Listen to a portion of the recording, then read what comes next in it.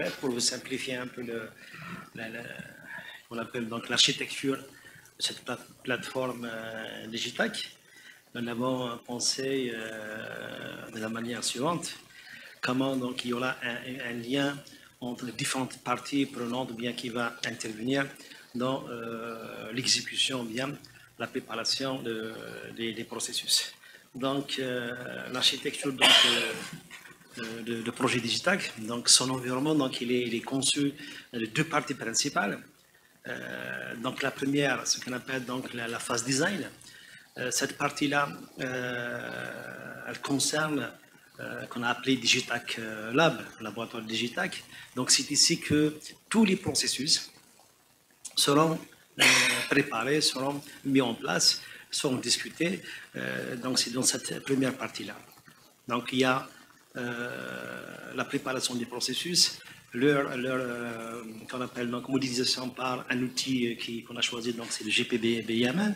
Donc à partir de là, donc il y aura l'alimentation ou bien une base de données. Donc quand on exécute un processus, à la fin en principe, donc nous allons avoir des informations, des indicateurs.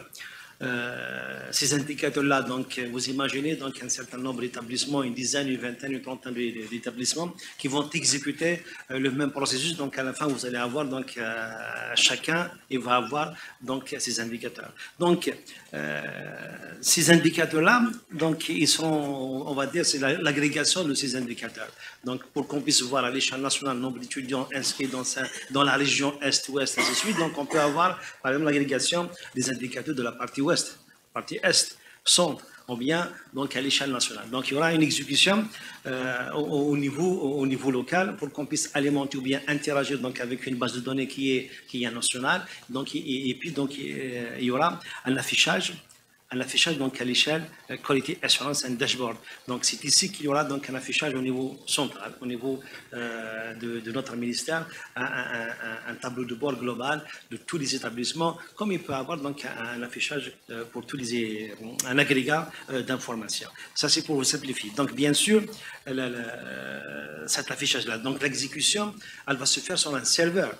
Ce serveur-là, pour le moment, donc nous l'avons hébergé à Wargla. Donc, vous imaginez chaque établissement, donc il va avoir son propre matériel, il va avoir ses propres, qu'on appelle donc processus à exécuter, et tout ça va être consolidé ou bien regroupé donc au niveau du Wargla pour un affichage ultérieur. Donc, ça c'est la centrale. Mais imaginez que la phase de déploiement, donc elle va se faire aussi donc au niveau de chaque établissement. Donc, chaque établissement presque il y aura son propre Digitac Lab.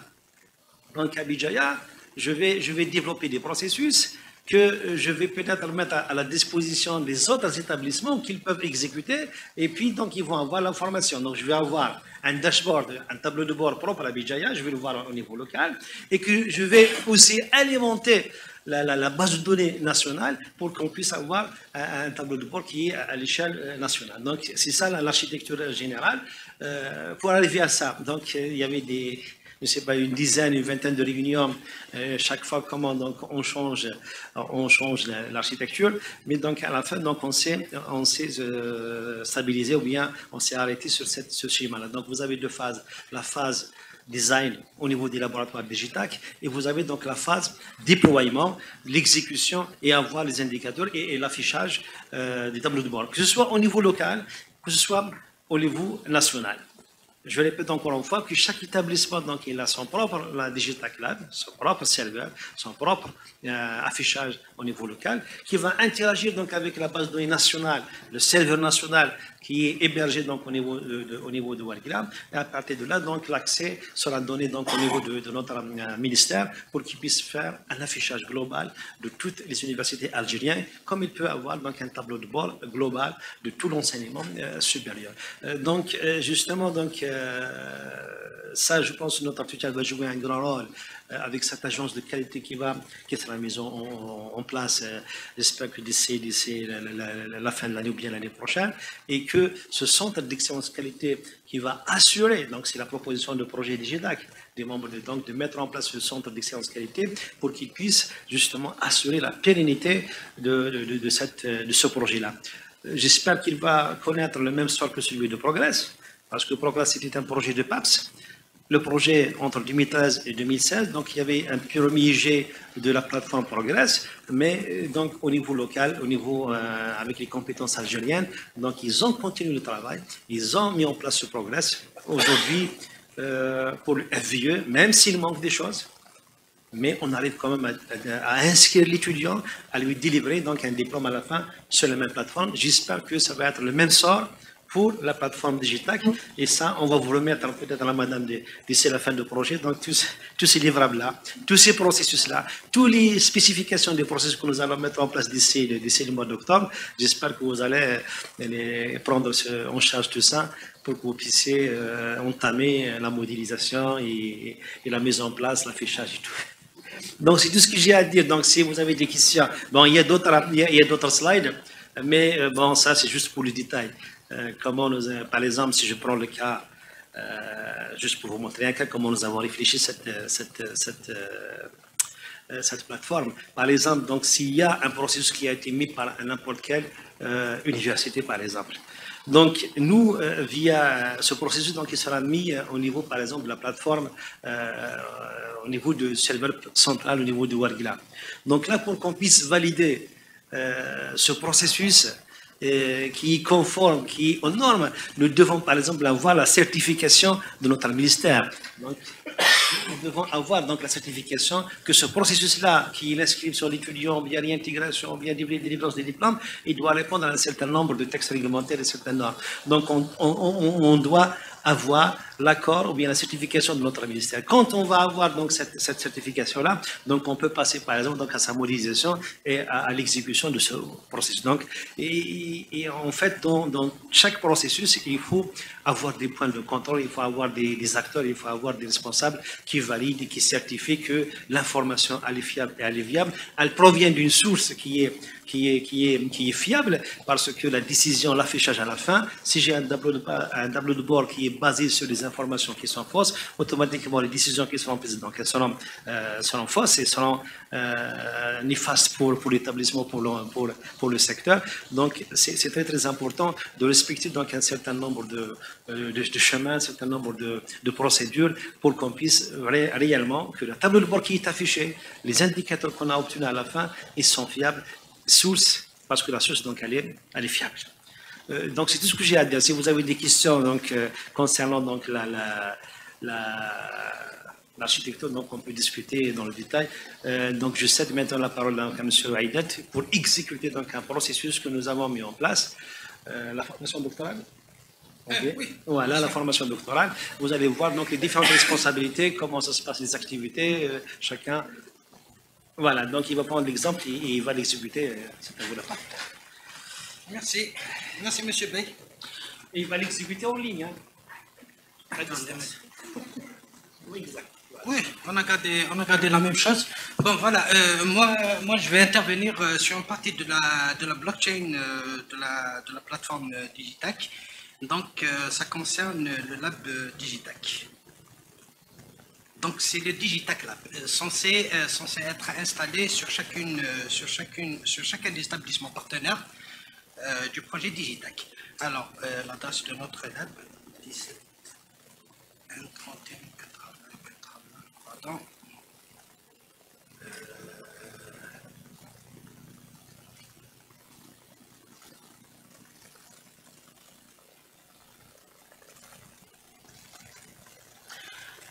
Alors, on va accéder.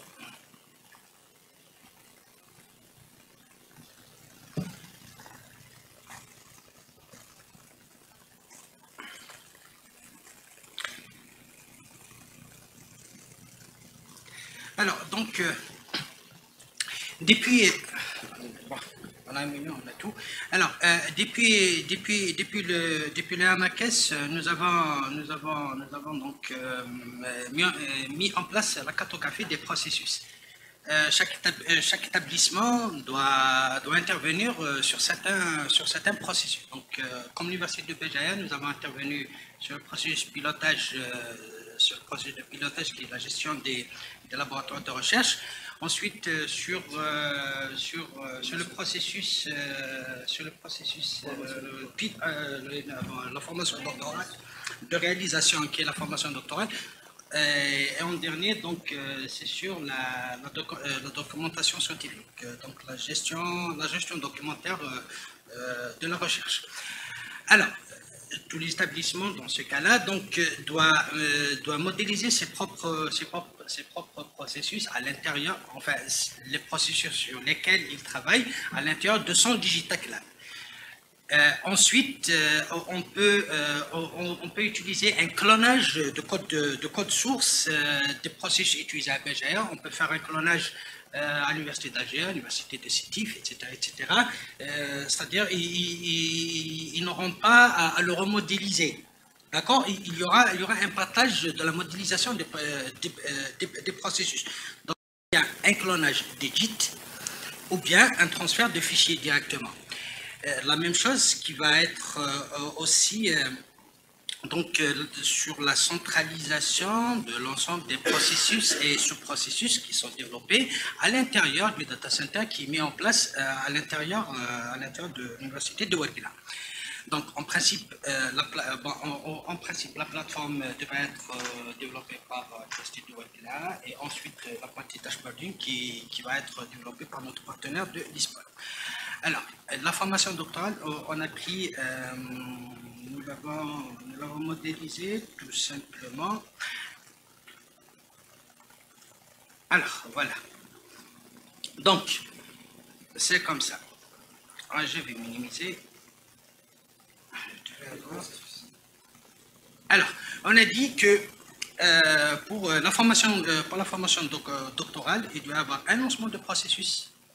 Ensuite, le meeting, donc le rassemblement, des réunions entre les membres des CFD pour arrêter le cahier des charges, etc., qui vont nous soumettre en interne à l'université. Donc, il y aura une validation par le conseil scientifique de l'établissement. Alors, s'il n'est pas accepté, on sort. Alors, s'il est accepté, il y aura la validation encore de la conférence régionale des établissements. Bon, à l'intérieur, on peut quand même mettre d'autres sous-processus, donc c'est de mettre l'ensemble des expertises, premier expert, deuxième expert, troisième expert. Et donc, s'il n'est pas accepté, on sort. Alors, s'il est accepté, c'est l'établissement de l'arrêté. Ici, on a mis juste un script Java qui va être sorti dans le log. Alors, pour chacune des tâches, alors vous voyez ici l'homme. Donc, pour chacune des tâches, nous l'avons assigné à un utilisateur. Donc, MIT, c'est l'utilisateur CFD. Internal Validation, donc c'est pour le RPG, et ensuite la CRU, c'est pour la validation au niveau de la CRU. Donc, alors, on va essayer de l'exécuter sur place. Donc, c'est pas la peine de redéployer puisqu'il est déjà déployé hier. Alors, on va lancer le processus. On va lancer une instance de processus. Donc chaque activité, en principe, donc il y a un responsable qui va contrôler et qui va veiller à ça.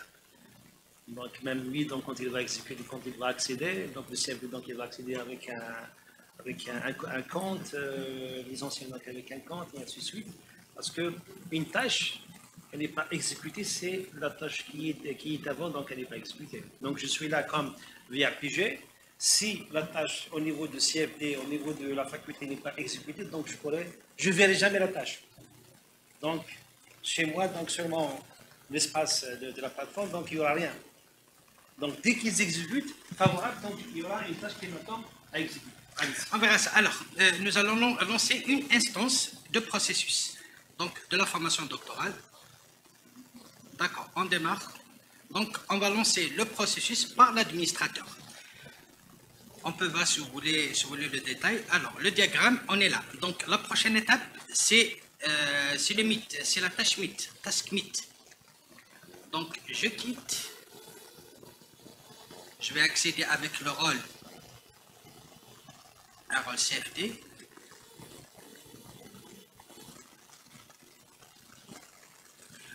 Alors, quand il accède, il verra qu'une tâche lui est assignée, c'est de mettre en place la tâche Meet, donc c'est de remplir le formulaire. Alors, donc, boîte de réception de tâches. Voilà. La souris. Alors, on verra, d'accord. Donc, la tâche CIMIT, formation doctorale, elle est réservée uniquement au CFD, à l'utilisateur CFD.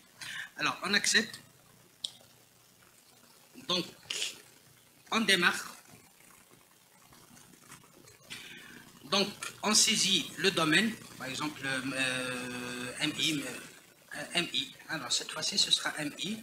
Alors, pour la filière, on va mettre mathématiques. D'accord.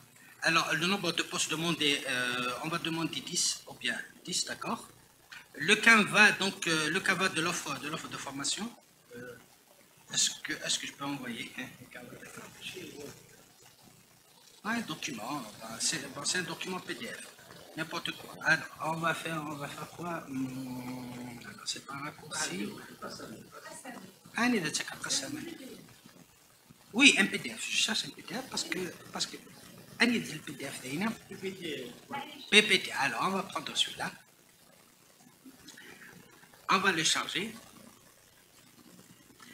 Alors, le laboratoire de recherche de rattachement, Labomat, par exemple. D'accord. Labomat, le nombre d'enseignants intervenants, on va dire 10, d'accord. Le nombre de sujets proposés, on va mettre 14, par exemple. 10, parce qu'on a dit 10 postes. D'accord. Ok, la liste des entreprises partenaires. On peut mettre la liste des entreprises partenaires. Bon, d'accord. D'accord. Ok, on va terminer. Elle est là. Alors, si on accède avec le rôle administrateur, hein, on va voir le déroulement de tout le processus, où est-ce qu'on est arrivé. D'accord, donc instance de processus. Alors, instance en cours d'exécution, le diagramme. Avant, on était en rouge sur Meet, maintenant, l'évaluation interne.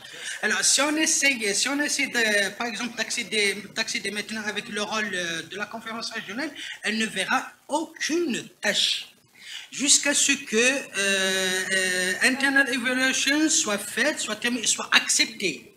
D'accord? OK? Alors, le détail des variables de processus, donc c'est ce que nous avons saisi, donc c'est vital, MI, maths, etc. Alors, le journal des tâches, il y a le détail, la date, l'heure, etc., ce qu'elle est réservé, qui l'a fait, etc., la durée pour chacune des activités. C'est ce qui est intéressant, justement. Alors, je quitte, je vais accéder avec le rôle de Edutaran, donc c'est VRPG. Alors,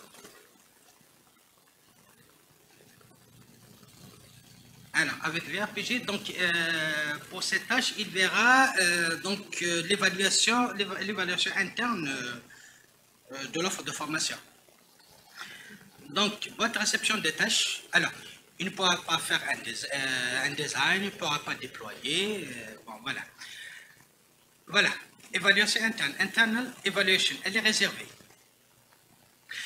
Chacune des tâches, il y a 7 ou 8 états, donc terminé, crié, en erreur, est-ce qu'il a été quitté, est-ce qu'il y a un échec, est-ce qu'il est en cours, est-ce qu'elle est prête, est-ce qu'elle est réservée, ou bien est-ce qu'elle est suspendue, etc. Alors, voilà. Donc, il verra ce que le CFD a déposé comme information, donc le domaine MI, la filière maths, nombre de postes 10, nombre d'enseignants, etc., etc., et puis même le Canva, il peut cliquer dessus, il va télécharger pour voir le Canva. Ben, il peut accepter, il peut ne pas accepter. Ben, on va mettre accepter. D'accord, donc on démarre.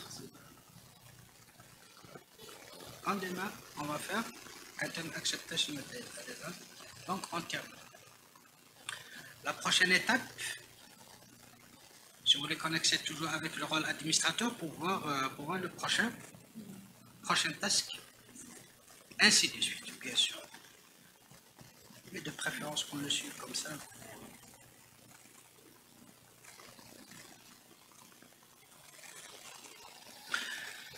Alors, instance de processus. Formation doctorale. Le journal.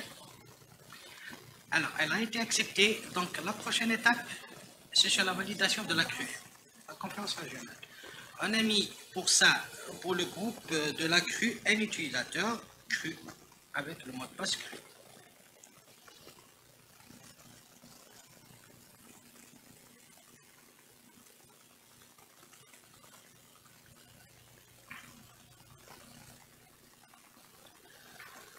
Votre réception de tâches, validation de la CRU. D'accord? Alors, cette tâche validation de la CRU ne peut en aucun cas être apparue pour le CFD ou pour la post-graduation, etc., etc. Donc, validation de la CRU uniquement pour les responsables de la CRU. Voilà. Donc, elle est réservée pour eux. Alors, il verra le Canva, le domaine, la filière, les labos, le nombre de postes. On va essayer de démarrer. Alors, au niveau de la CRU, donc il a la possibilité d'accepter ou de rejeter et le nombre de postes acceptés. Le CFD demande 10. Cette fois-ci, il accepte uniquement 8. On va mettre sur acceptation. On termine. Voilà. Alors, si on revient maintenant, il n'a aucune tâche pour le moment, d'accord? Aucune autre tâche. On peut faire des filtres, etc. Hein, d'accord? Terminé. Alors, il aura la tâche terminée. Là, c'est les anciennes tâches que j'avais exécutées hier, le 1er juillet. Il y a une autre que j'ai exécutée le 29 mai. Alors, deux autres que nous avons exécutées le 29 mai. Donc, il y a tout cet historique à l'intérieur. Alors, on accède une autre fois par le rôle administrateur de processus.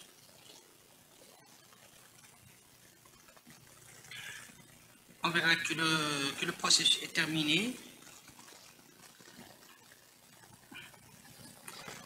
D'accord? Instance de processus. Ah, pardon.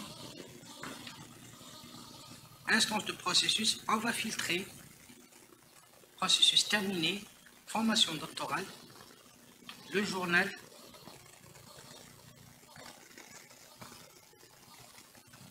Tout a été exécuté.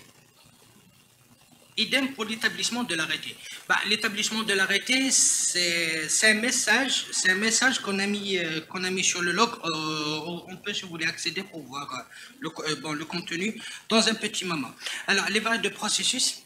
Alors, le nombre de postes maintenant, il y a eu proposition de 10 postes et à la fin, on sort avec 8 uniquement parce que c'est le nombre de postes qui a été accepté par la CRU. D'accord. Le détail du processus. Alors, le journal. Est-ce que les tâches sont toutes achevées? Il y a 2 minutes, etc. Internal évaluation par qui?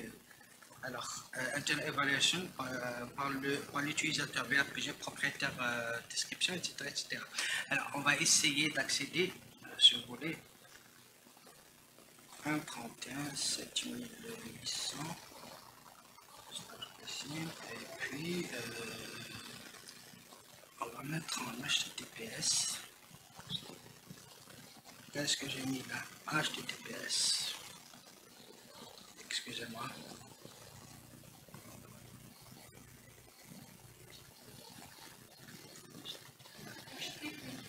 Je sais.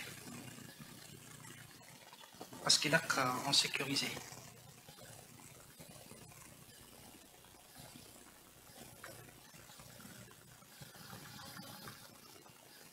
Accepter le risque et suivre.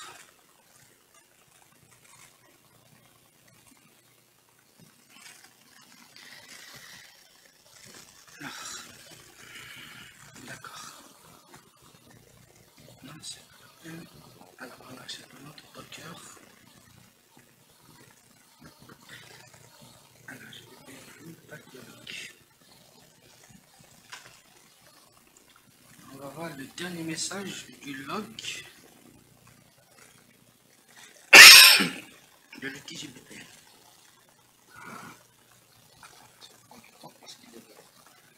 Parce qu'il est énorme. J'ai pas l'idée le log, ça fait un moment. Dommage. Allez. C'est pas grave, sinon c'est juste un message. Voilà. Merci de votre attention.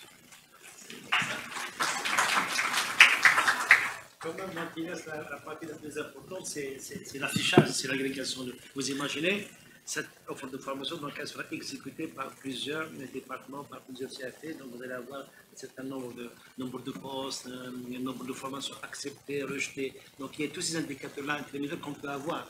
J'ai soumis 100 offres de formation, ils ont accepté 90. Alors, donc, je vais analyser un peu mon processus. Pourquoi donc ils m'ont rejeté 30%, 40% pour que l'année prochaine, quand je vais soumettre, donc je vais essayer de prendre en considération tous ces rejets-là. Donc, ce sont des indicateurs qu'on devrait avoir, qu'on devrait afficher sur un tableau de bord. C'est la partie qui manque entre la sortie et l'affichage. Oui, c'est l'exécution de l'ensemble. En fait, pour chaque processus dispose de variables de processus. Je ne vais pas montrer ça parce que c'est plutôt technique. Une minute. Alors, chaque processus dispose de variables de processus. Elles sont là, données de processus. L'agrégation des variables, le canvas du type, etc., etc. Donc, l'agrégation de ces variables-là constituera le tableau de bord, les indicateurs. Il y a aussi des métriques ici. Bon, il y a quand même un affichage de ce qui a été accepté, de ce qui n'a pas été fait, etc., etc. Voilà. Merci beaucoup, Monsieur Bey, Monsieur Hidet.